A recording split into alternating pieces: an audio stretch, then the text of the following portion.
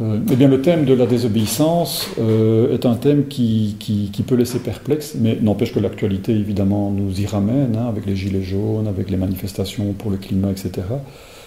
Et ce que je voudrais faire durant ces quelques séances, c'est essayer de comprendre finalement le sens de la désobéissance. Et surtout, c'est souvent la première question qu'on se pose, mais en quoi est-ce juste de désobéir? Peut-on désobéir ou pas? Est-ce qu'il faut le faire? Jusqu'où peut-on le faire éventuellement?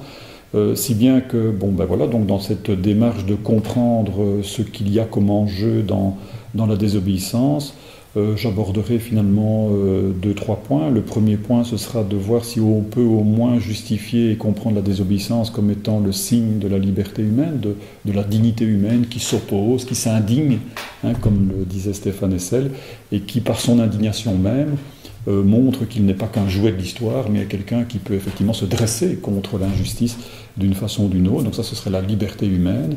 Donc ce sera la première chose que l'on verra. Puis deuxième chose que l'on verra, ce sera de revenir aux textes d'origine, hein, les plus anciens. Donc la Genèse d'un côté qui montre que désobéir, c'est plutôt un mal, évidemment, hein, c'est Adam et Ève. Et Antigone, où on a l'impression que le texte nous montre que désobéir fait au contraire la grandeur de cette femme qui s'oppose à Créon, qui s'oppose à la loi de la cité, hein, pour défendre ce qui revient à son frère, qui doit être enseveli. Enfin bref, donc est-ce que la désobéissance c'est bien ou c'est pas bien?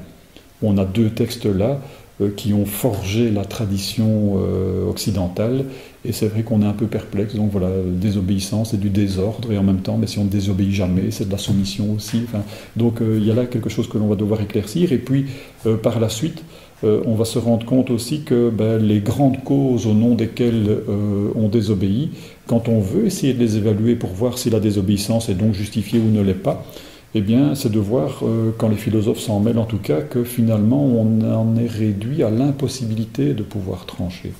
Impossible de dire s'il est plus juste finalement de se battre pour la défense, par exemple, et de désobéir par conséquent, hein, et de se battre pour la défense, je ne sais pas moi, des droits des homosexuels par exemple, ou si, quand un maire refuse de marier deux personnes homosexuelles, il désobéit par rapport à la loi, si c'est préférable.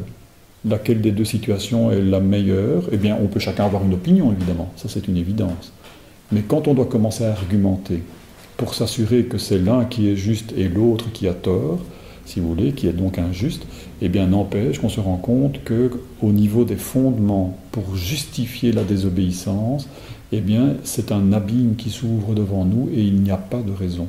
Donc ce n'est jamais, si vous voulez, que après coup, qu'on peut par exemple, évidemment, en relisant l'histoire, constater que finalement, parce qu'on fait partie de ceux qui le pensent, Martin Luther King a eu raison de manifester pour défendre le droit des Noirs aux États-Unis, évidemment. Mais au moment même où le combat est mené, il n'est pas certain, aussi bien pour les Noirs que pour les Blancs d'ailleurs qui ont soutenu la cause, qu'il était juste de le faire, et impossible de pouvoir le démontrer. Enfin, on tâchera de comprendre ça, que c'est vrai que la désobéissance, c'est une désobéissance toujours un peu dans le vide, quelque part, au niveau des justifications pour être sûr de son droit.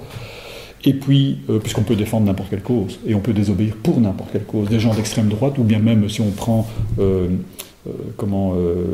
l'État islamique, Daesh, ce sont des gens qui désobéissent par rapport aux règles de morale de la société occidentale. On ne tue pas des innocents, on se fait pas...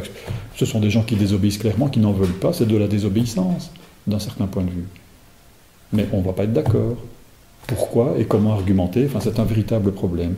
Enfin, on tâchera de débroussailler un peu cela. Et puis alors, justement, en parlant de Daesh, évidemment, ça c'est la caricature de la chose, c'est de voir jusqu'où la désobéissance peut aller dans la question de la violence. Certains disant que la désobéissance, par définition, s'oppose à la violence. Une fois qu'il y a de la violence, on n'est plus dans la désobéissance, on est dans la révolution, dans des choses de ce genre-là, ou dans la guerre civile, alors carrément, tandis que d'autres auteurs montrent clairement que la désobéissance est par principe violente. Le tout, c'est un degré de violence, en fait. Donc bloquer un rond-point, c'est déjà de la violence, en fait. Mais qui n'est pas spectaculaire, bien évidemment, mais c'est déjà de la violence. Donc la question, c'est de savoir, mais finalement, est-ce qu'il y a, oui ou non, dans la désobéissance, toujours nécessairement une part de violence à devoir assumer, Et est-ce que le débat, c'est de savoir comment ne pas tomber dans la violence, ou bien est-ce que le débat, c'est de savoir quel degré de violence on doit être capable d'assumer une fois qu'on assume ce genre de position. Enfin, tous des enjeux qui sont des enjeux délicats, mais où effectivement on voit bien qu'il y a plusieurs positions et que ce n'est pas facile finalement de s'y retrouver.